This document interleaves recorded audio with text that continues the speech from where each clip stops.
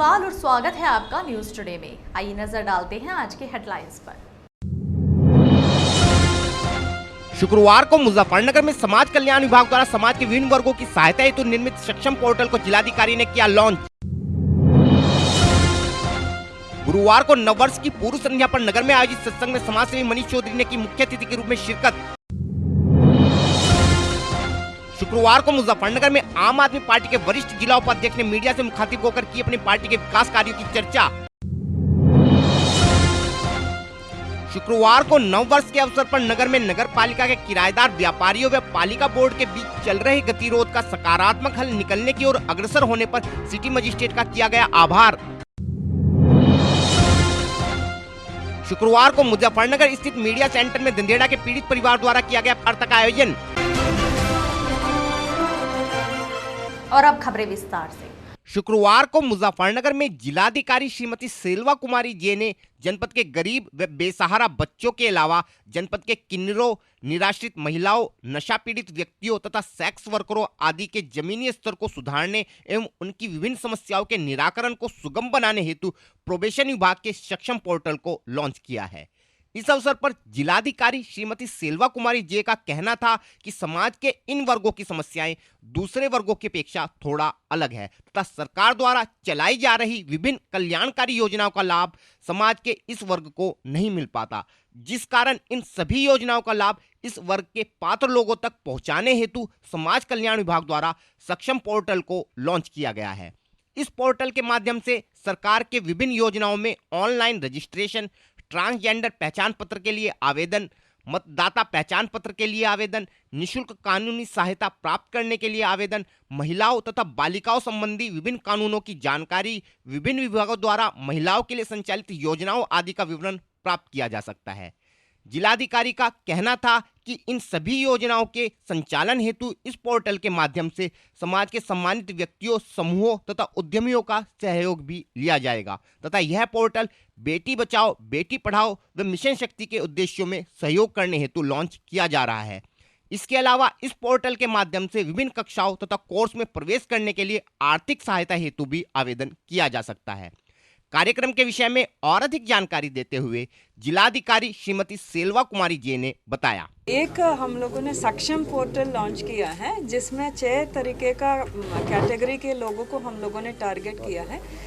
एक तो ट्रांसजेंडर्स हैं, जो डेस्टिट्यूट वीमेन का है, डिसेबल्ड चिल्ड्रन जो 18 साल के नीचे हैं उनको, और सेक्स वर्कर्स, और इस तरह के कैटेगरी के लोग ड्रग एडिक्ट्स हैं, इनका हम लोगों ने टारगेट किया है ताकि इनके लिए जो सेपरेट जो इश्यूज़ हैं, इनका मेंटल हेल्थ इश्यूज़ और एजुकेशन इश्यूज़ और पेंशन और कई चीज़ें अलग है, बाकी लोगों से हट के इनका इश्यूज़ अलग है, ताकि स्पेशल फोकस मिशन शक्ति के तहत हम लोग स्पेशल फोकस इन कैटेगरीज़ के ऊपर कर सकते हैं।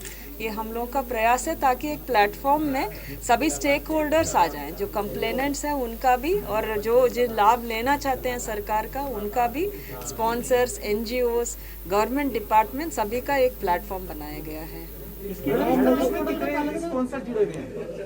कई लोग जुड़े हुए हैं और भी रजिस्टर कर सकते हैं। उसमें ऑप्शन ये है थ्रू NGOs, और स्वयं भी कर सकते हैं, ट्रस्ट के माध्यम से भी कर सकते हैं। हमारे ज़िले में CSR सोसाइटी बना हुआ है, through that also they can do.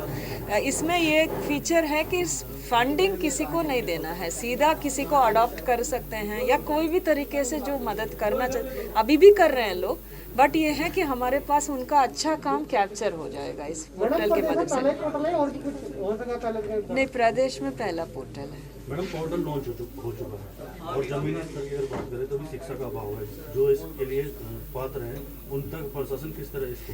एक इनका सुझाव ये भी था कि कई बार जनरल स्कूल्स में जाते हैं या कहीं पढ़ते हैं तो इनको थोड़ा सा भेदभाव होता है करके, तो एक इंस्टीट्यूशन हम लोग जैसे BSA के माध्यम से जो बेसिक शिक्षा में पहला प्रयास ये कर रहे हैं, एक अलग से एक स्कूल्स हम लोग चिन्हित कर रहे हैं जहाँ टीचर्स भी सेंसिटिव होंगे, वहाँ स्मार्ट क्लासेस और कई तरीके से एक शुरुआत हम लोग वहाँ से कर रहे हैं। आगे जा कर के भी जैसे इंस्टीट्यूशंस में भी अगर पढ़ते हैं तो इनके साथ कोई ऐसे दुर्व्यवहार ना हो या अलग ना कर दे, या कुछ कारणों से पढ़ाई छोड़ना पड़ता है, उसमें काउंसलिंग और सेंसिटिविटी का भी हम लोग इसमें इंक्लूड किए हैं। स्किल डेवलपमेंट, क्योंकि कई लोग बिजनेस भी करना चाहते हैं, अपने पैर पे खड़े होना चाहते हैं, क्योंकि नौकरी लेने में इनको बहुत प्रॉब्लम्स बता रहे थे, उसमें भी हम लोग इसमें प्रयास किए हैं। तो हर तरीके का we have made a start. तो आगे जा कर के हम लोग प्रयास रहेगा हमेशा, क्योंकि इंटरेक्शन रहता रहेगा तो फिर we will be able to do it. Main ये है कि जो कैटेगरीज हम लोग अलग किए हैं तो इनको इसीलिए अलग देखना पड़ रहा है क्योंकि भेदभाव इनके साथ हो रहा है। तो रिक्वेस्ट पब्लिक से ये है कि सेंसिटिविटी होना चाहिए, कोई भी इस तरह का कोई ऐसे कोई बड़ा चीज़ नहीं है जिसके कारण सोसाइटी से हमको इनको अलग रखने का कोई आवश्यकता है। बस इनको भी समानता के रूप से देखना चाहिए, उनसे व्यवहार रखना चाहिए, बस इतना ही है। सक्षम पोर्टल। गुरुवार की रात नववर्ष की पूर्व संध्या के अवसर पर नगर में श्री सतगुरु रामरतन परब्रह्म दरबार ट्रस्ट द्वारा एक सत्संग समारोह का आयोजन किया गया। इस कार्यक्रम में नगर के प्रमुख समाज सेवी श्री मनीष चौधरी ने मुख्य अतिथि के रूप में शिरकत करते हुए सतगुरु के विचारों को जाना। कार्यक्रम का शुभारंभ रात्रि 9 बजे पूजा अर्चना के साथ किया गया। कार्यक्रम के माध्यम से उपस्थित जनसमूह को सतगुरु की महिमा को बड़े ही सुंदर ढंग से समझाया गया तथा रात्रि 12 बजे शांति पाठ तथा संपूर्ण मानव जाति के कल्याण की कामना के साथ कार्यक्रम का समापन कर दिया गया। इस कार्यक्रम में आचार्य ने सतगुरु की महिमा पर प्रकाश डालते हुए बताया कि सतगुरु रामरतन आत्मा को जागृत करने का संदेश लेकर परमधाम ले जाने के लिए पधारे हैं तथा सतगुरु ही साक्षात परब्रह्म है तथा सतगुरु के बिना आत्मा का मिलन परब्रह्म से नहीं हो सकता। कुछ होंगे भी, कभी विचार नहीं किया हमने, कभी बातों पर सोचा ही नहीं, समझा ही नहीं। तो मेरे प्यारे सुंदर साथ जी, उनको साधु संत का पूजते रहे। शुक्रवार को मुजफ्फरनगर में आम आदमी पार्टी के वरिष्ठ जिला उपाध्यक्ष श्री रोहन त्यागी तथा जिला महासचिव तसव्वुर हुसैन मीडिया से रूबरू हुए तथा उनकी पार्टी द्वारा दिल्ली में कराए गए विकास कार्यों के विषय में खुलकर चर्चा की। श्री त्यागी का कहना था कि उनकी पार्टी द्वारा दिल्ली में कराए गए विकास कार्यों का डंका पूरे विश्व में बज रहा है और यही कारण है कि दिल्ली की जनता लगातार श्री अरविंद केजरीवाल को अपने मुख्यमंत्री के तौर पर चुन रही है तथा जब से उनकी पार्टी ने सन 2022 में उत्तर प्रदेश में विधानसभा चुनाव लड़ने का ऐलान किया है, प्रदेश की भाजपा सरकार के मंत्री व नेता बौखला गए हैं और एक और तो प्रदेश सरकार के मंत्री दिल्ली के उप मुख्यमंत्री को दिल्ली व यूपी मॉडल पर खुली बहस की चुनौती देते हैं, वहीं दूसरी ओर बहस के लिए श्री मनीष सिसोदिया जी के लखनऊ पहुंचने पर मंत्री महोदय मौके से ही नदारद मिलते हैं तथा श्री सिसोदिया को प्रदेश के सरकारी स्कूलों को भी देखने के लिए नहीं जाने दिया जाता क्योंकि प्रदेश के सरकारी स्कूलों के हालात किसी से छिपे नहीं हैं और इसी कारण उनकी पार्टी ने सेल्फी विद सरकारी स्कूल के नाम से एक अभियान की शुरुआत की है जिसमें उनकी पार्टी के कार्यकर्ता सरकारी स्कूलों के साथ सेल्फी लेकर उनके हालात जनता को दिखा रहे हैं। इस विषय में और अधिक जानकारी देते हुए श्री रोहन त्यागी ने बताया। देखिए, पूरा प्रकरण ये है कि जब से दिल्ली के मुख्यमंत्री अरविंद केजरीवाल जी ने उत्तर प्रदेश में चुनाव लड़ने की घोषणा की है तब से ही उत्तर प्रदेश की राजनीति में एक नया दौर शुरू हो गया है और भारतीय जनता पार्टी बौखला गई है।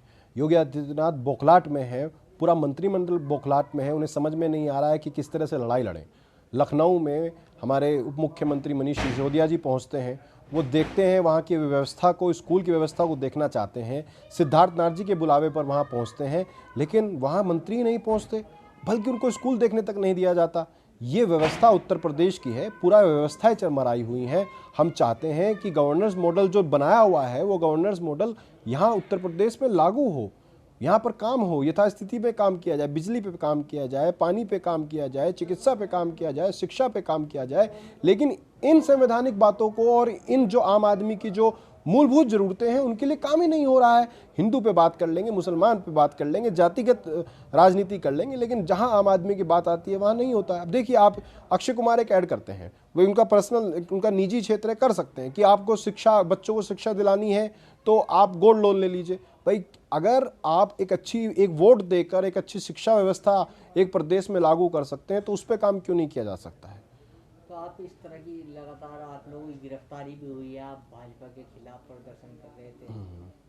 देखिए, वो पूरा प्रकरण आप जानते ही हैं कि जिस प्रकार कपिल देव अग्रवाल जी जो कौशल विकास मंत्रालय उनके पास है, उन्होंने किस तरीके से एक संवैधानिक पदों पर बैठे हुए दो लोगों का, प्रधानमंत्री जी का और मुख्यमंत्री जी के फोटो का इस्तेमाल किया और न जाने कितने पैसे उस कंपनी के माध्यम से उनके भाई बंधुओं ने कमाए होंगे। तो ये पूरा प्रकरण बहुत बड़ा भ्रष्टाचार इसमें है और इसमें ऊपर तक लोग लिप्त हैं। और अगर हम लोग संवैधानिक अधिकार रखते हुए उसकी मांग कर रहे हैं, भ्रष्टाचार को उजागर करने की मांग करें, तो पुलिस प्रशासन हमें गिरफ्तार कर रहा है।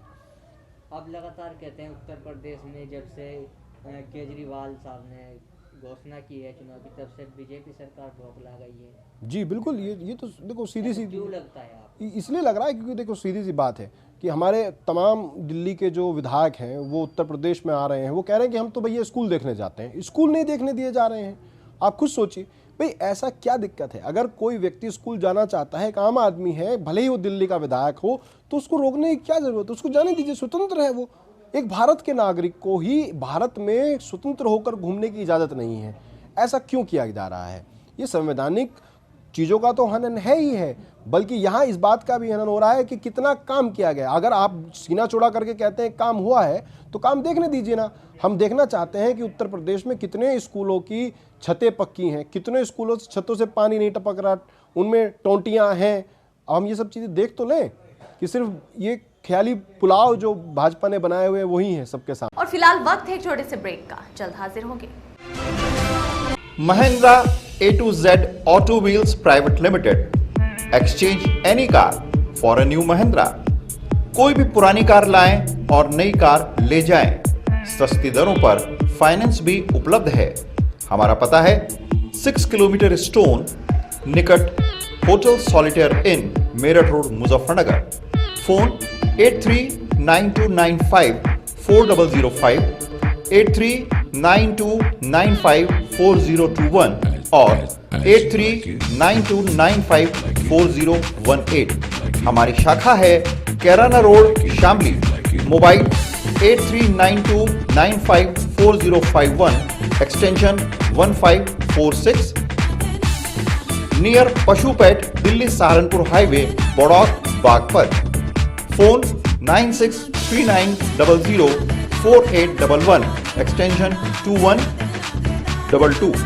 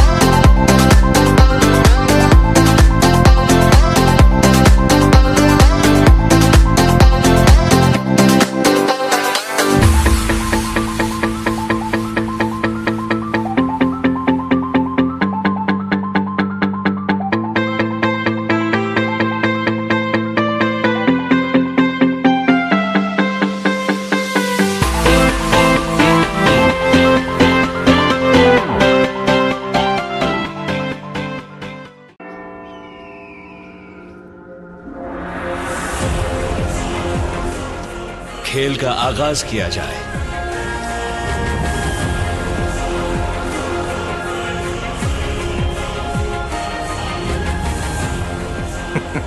सोच समझकर चाल चलना युवराज।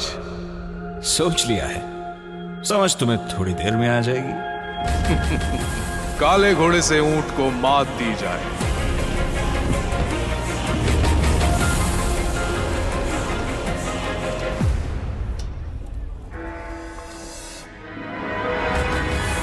सिग्नेचर। वजीर से काले हाथी को मात दी जाए। शय और मात, चेकमेट। सिग्नेचर फाइनेस्ट पान मसाला। ब्रेक के बाद स्वागत है आपका।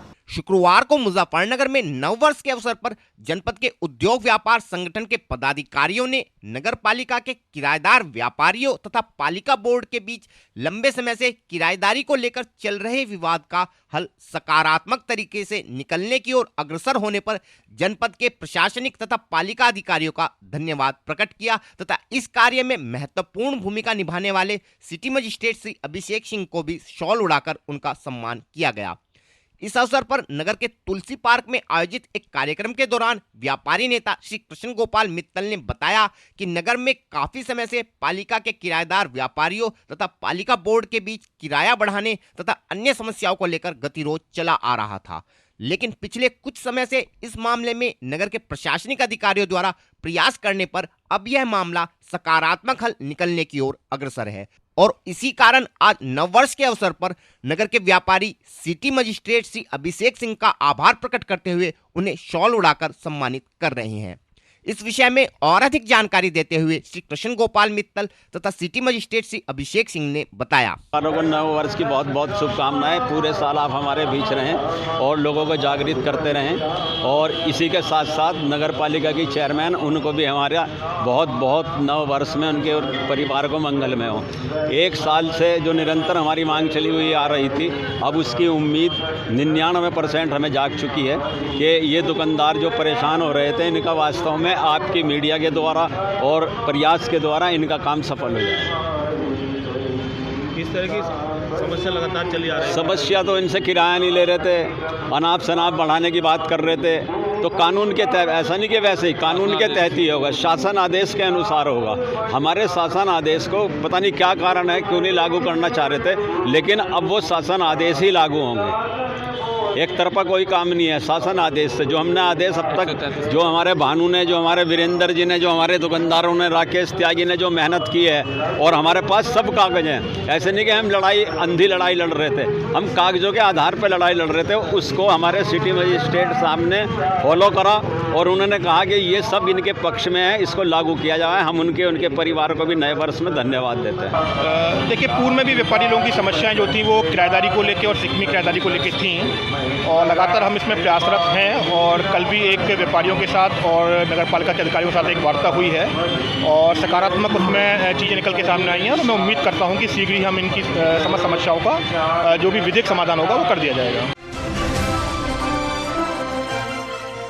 शुक्रवार को मुजफ्फरनगर स्थित मीडिया सेंटर में विगत दिनों जनपद के सिखेड़ा थाना क्षेत्र के गांव धंधेड़ा में पीट कर मारे गए दानिश के परिजनों द्वारा एक प्रेस वार्ता का आयोजन किया गया। इस प्रेस वार्ता के माध्यम से दानिश के परिजनों द्वारा अपने दर्द को मीडिया के सामने बयां किया गया। पीड़ित परिजनों का कहना था कि लगभग 3 माह पूर्व कुछ अज्ञात लोगों द्वारा दानिश की पीट कर तथा धारदार हथियारों से हमला कर हत्या कर दी गई थी। इस मामले में पीड़ित परिवार लगातार पुलिस अधिकारियों के चक्कर लगा रहा है, लेकिन आज तक भी इस मामले में पुलिस द्वारा कोई ठोस कार्यवाही नहीं की गई है तथा हर बार पुलिस जांच की बात कहकर परिजनों को टाल देती है। वे परिजन पुलिस अधिकारियों के कार्यालयों के चक्कर लगाने के लिए विवश हैं। सर, हमारा केस नहीं खुल रहा, हम बहुत परेशान हैं। जब जाते हैं एसपी के या सीओ के पास, उनका काम चल रहा है, थाने में जाते हैं काम चल रहा है, हम बहुत परेशान हैं। कितने दिन हो गए आपके भाई की हत्या हुई? कैसे उसकी हत्या हुई थी? क्या पूरा मामला था? सर उसका सिर पाड़ रखा था 3 जगह थे। ये पेचकस दे रखे इस तरीके से सर, ऐसे पेचकस दे रखे हैं, ऐसे पेचकस दे रखे, सिर पाड़ रखे 3-4 जगह थे, खून खून, घर पे करीबन 500 मीटर दूर। दिन का मैटर। आपको कैसे सूचना मिली थी? आप पहुंचे थे वहाँ, फिर पुलिस गई, क्या हुआ? क्या जी यही फिर गांव वाले गए, इस तरीके से हमें पता लगा सर। अच्छा, तो इतने टाइम आपको चक्कर काट तो लिया, पर किसी अधिकारी से नहीं मिले कुछ? सर अधिकारी तो सबसे मिल लिए, कह रहे काम चल रहा है, काम चल रहा। तो क्या चाहते हो आप? बस नहीं जी, हमें इंसाफ मिलना चाहिए सर। अगर थाने में बात करते तो क्या जवाब मिलता? जवाब नहीं होता है, इनको काम चल रहा है। और इनको जब जाता हूँ कभी कभार तो उनको कहते हैं इनको मेरा ट्रांसफर करवा दो, तुम जगह जगह जा रहे हैं। तो बदतमीजी करता है? हाँ जी, भी ऐसे ही बोलते हैं जी बस। ठीक है। क्या नाम था आपके भाई का? दानिश जी। कितनी उम्र थी? 18 साल जी। और फिलहाल वक्त है आपसे विदा लेने का, लेकिन उससे पहले नजरें हेडलाइंस पर। शुक्रवार को मुजफ्फरनगर में समाज कल्याण विभाग द्वारा समाज के विभिन्न वर्गों की सहायता हेतु निर्मित सक्षम पोर्टल को जिलाधिकारी ने किया लॉन्च। गुरुवार को नववर्ष की पूर्व संध्या पर नगर में आयोजित सत्संग में समाजसेवी मनीष चौधरी ने की मुख्य अतिथि के रूप में शिरकत। शुक्रवार को मुजफ्फरनगर में आम आदमी पार्टी के वरिष्ठ जिला उपाध्यक्ष ने मीडिया से मुखातिब होकर की अपनी पार्टी के विकास कार्यों की चर्चा। शुक्रवार को नववर्ष के अवसर पर नगर में नगर पालिका के किराएदार व्यापारियों व पालिका बोर्ड के बीच चल रहे गतिरोध का सकारात्मक हल निकलने की ओर अग्रसर होने पर सिटी मजिस्ट्रेट का किया गया आभार। शुक्रवार को मुजफ्फरनगर स्थित मीडिया सेंटर में दंदेड़ा के पीड़ित परिवार द्वारा किया गया वार्ता का आयोजन।